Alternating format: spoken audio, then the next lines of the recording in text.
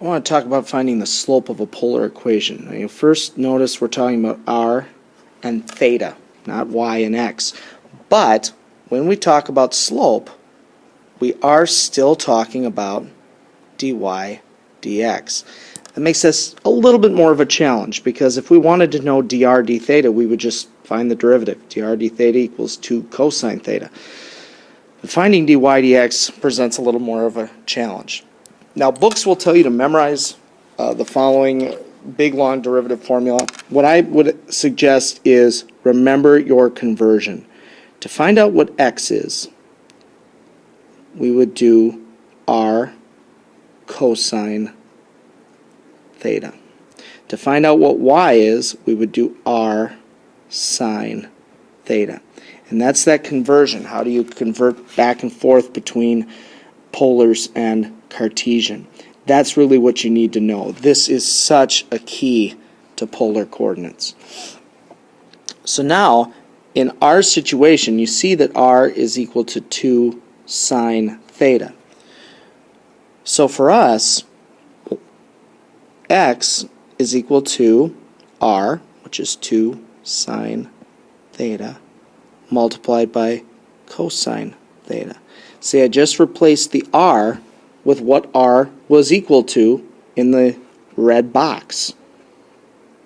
So then y is equal to r, so 2 sine theta, multiplied by sine theta.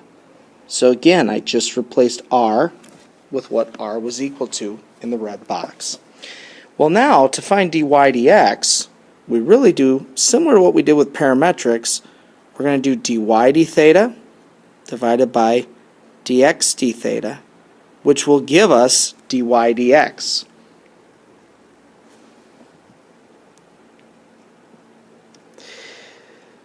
So on top, we need the derivative of y. So you'll notice we're going to have to use product rule. So first is 2 sine theta. Second, or derivative of the second derivative of sine is cosine, plus the second sine theta multiplied by the derivative of the first, which is 2 cosine theta. On the bottom, we're going to have to use product rule again. So we're going to have first multiplied by derivative of the second derivative of cosine is negative sine, plus second multiplied by derivative of the first.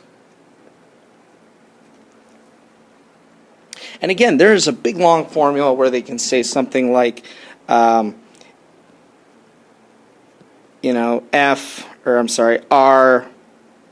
times cosine plus sine times r prime, all divided by r times negative sine plus. They can do this whole thing, but in fact, if you just memorize this, just know this, you can construct dy d theta using product rule. You don't have to do it every time.